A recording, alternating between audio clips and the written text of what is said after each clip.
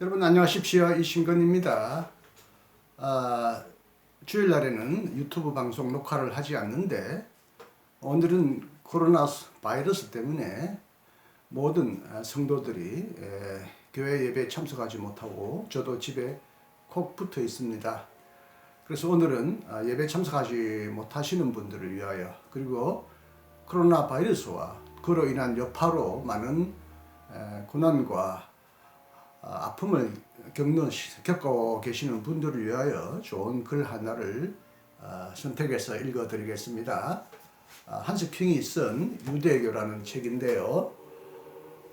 이미 여기에 배경 화면에 나오지만 저가 두 후배 교수님과 더불어 함께 몇 년 전에 번역했던 정말 좋은 책입니다.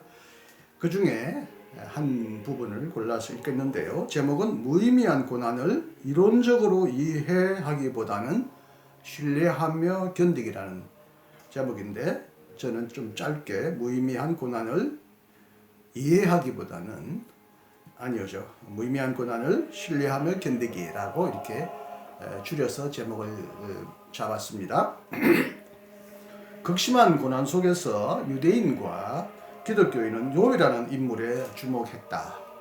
여기서 우리는 두 가지를 인식할 수 있다.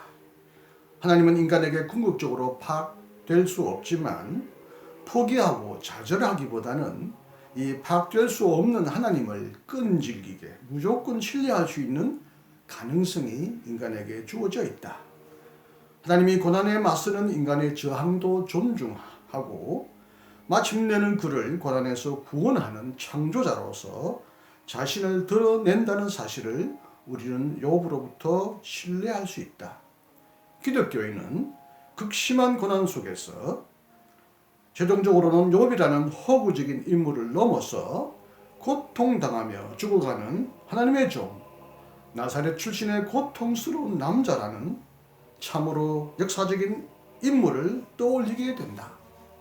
넘겨지고 채찍을 맞고 조롱을 당하고 십자가에 서서히 죽어간 그의 경험은 홀로코스트 희생자들의 끔찍한 세 가지 경험을 미리 맛본 것이었다.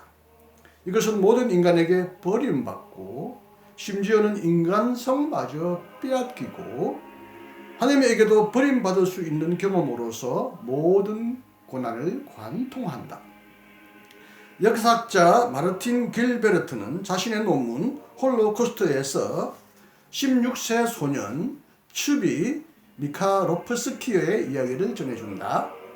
1941년 9월 27일에 그 소년은 3,000명 이상의 리투니아 유대인들과 함께 살해될 예정이었다. 총알이 다른 사람들을 쓰러뜨리기 바로 직전에 그는 구덩이에 떨어졌다. 그날 밤에 그는 공동 묘허를 벗어나와 가장 가까운 마을로 도망쳤다. 거기에 문을 열어준 한 농부는 벌거벗고 피범벅이 된 그를 보고 이렇게 말했다. 유대인아, 네가 들어가야 할 무덤으로 돌아가라. 절망한 츠비 미카로프스키는 마침내 나이든 한 과부에게 애원했다. 나는 너의 주 예수 그리스도다. 나는 십자가에서 내려왔다. 나를 보아라. 무고한 자의 피와 상처와 고난을 보아라. 들어가게 해달라. 츠비의 기획에 따르면 그 과부는 그의 발 앞에 엎드려 절하고 3일 동안 그를 숨겨 주었다. 그 뒤에 그 소년은 숲으로 갔다. 거기서 그는 게릴라가 되어 전쟁에서 살아남았다. 예수의 죽음은 의미가 있었는가?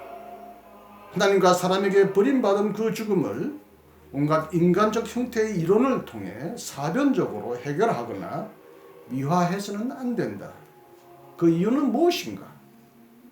오직 나중에, 다시 말하면 예수가 하나님의 이해 그리고 하나님과 함께 새로운 생명으로 일으켜 세워졌다는 신앙을 통해서만 이 무의미하고 하나님에게 버림받은 죽음에 의미가 부여되기 때문이다.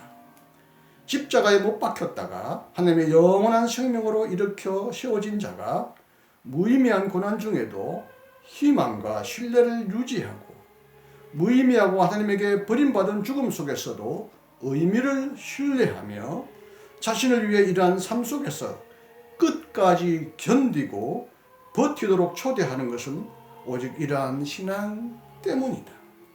물론 마지막에서 세 딸을 되돌려 받은 욥의 이야기처럼 우리가 이 땅에서 해피엔딩을 기대하는 것은 아니다. 그보다는 매우 급진적으로 필요하다면 비참한 종말까지 견디는 무의미한 고난 속에서도 하나의 의미를 인정할 것을 제안한다. 그 의미는 숨겨져 있기 때문에 인간이 스스로 발견할 수 없다. 그러나 하나님과 인간에게 버림을 받았지만 어렵다고 인정을 받은 자의 빛 안에서 그 의미는 주어질 수 있다. 고난과 희망은 성수에서 뗄 수 없이 하나로 결합되어 있다. 따라서 우리는 모든 고난에도 불구하고 변덕스럽고 무정한 독재자 하나님이 아니라 구원하는 사랑의 하나님으로 자신을 입증하고 행동하는 하나님을 희망해야 한다. 따라서 고난을 하찮게 여기거나 고난의 의미를 재해석하거나 미화하지 않고 또는 스토아주의자들과 같이 무정하고 냉정하게 고난을 수용하지 않고 우리는 고난당한 하나님의 종 예수에게서 다음과 같은 사실을 인식할 수 있으며 가끔은 희망이 거의 좌절되어도 저항과 기도 중에 다음과 같은 사실을 고백할 수 있다. 고난이 무의미해 보일 때에도 하나님은 여전히 숨어서 현존하신다. 하나님은 모든 고난에서 우리를 보호하시지는 않지만 모든 고난 중에 우리를 보호하신다. 따라서 우리는 가능하다면 언제나 고난 중에 연대성을 증명하고 고난을 함께 짊어지도록 노력해야 한다. 우리는 고난을 단지 감당할 뿐만 아니라 가능하다면 언제나 고난과 함께 싸워야 한다. 개인의 고난과 관련해서만이 아니라 고난을 야기하는 구조와 상황과도 싸워야 한다. 과연 이것이 고난을 잊지 않고 극복하도록 도와주는 실제적인 대답인지는 각자가 자기 자신을 위해 결정해야 한다. 아우슈비츠 안에서도 수많은 유대인과 여러 기독교인이 끔찍한 고난에도 불구하고 숨어서 현존하는 하나님을 믿고 함께 고난을 받을 뿐만 아니라 불쌍히 여기시는 하나님을 신앙했다는 사실에 나는 놀랍고 용기를 얻었다. 아우슈비츠의 지옥 속에서도 그들은 신뢰했고 자주 간과되지만 그들은 스스로 기도했다. 강제 수용소에서 몰래 탈무드를 낭독하고 추기를 지켰을 뿐만 아니라 죽음 앞에서도 하나님을 신뢰하며 기도했다는 많은 감동적인 증거들이 그동안에 수집되었다. 라피 츠비 히르시 마이셸의 보고에 따르면 그가 유대교의 새해 첫날 로시 하샤나의 사형 선고를 받은 소년 1,400명의 요청에 따라 생명의 위협을 무릅쓰고 비밀리에 마지막 나팔을 불고 나서 그곳을 떠날 때 한 소년이 이렇게 외쳤다.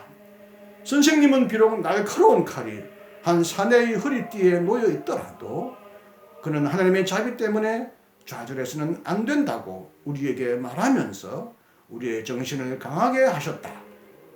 나는 너희에게 말한다. 우리는 상황이 나아지리라고 희망할 수 있다. 그러나 우리는 상황이 나빠질 것을 대비해야 한다. 하나님을 위해 마지막 순간에 쉐마 이스라엘을 진심으로 부를 것을 잊지 말자. 이렇게 수많은 유대인 그리고 여러 기독교인도 강제 수용소에서 자신의 고난을 감수하고 숨어있는 하나님에게 호소하며 가능하다면 다른 사람들의 편에 서주는 것이 의미가 있다고 믿었다. 아우슈비츠 이후에 기도하는 것은 쉬운 일이 아니었지만 그렇다고 무의미한 일이 된 것은 아니다.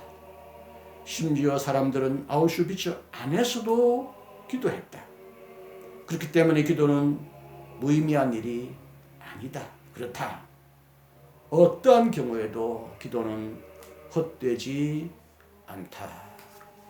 감사합니다. 이 고난의 시기를 잘 극복하시고 잘 견디시고 승리하시기를 간절히 기원합니다.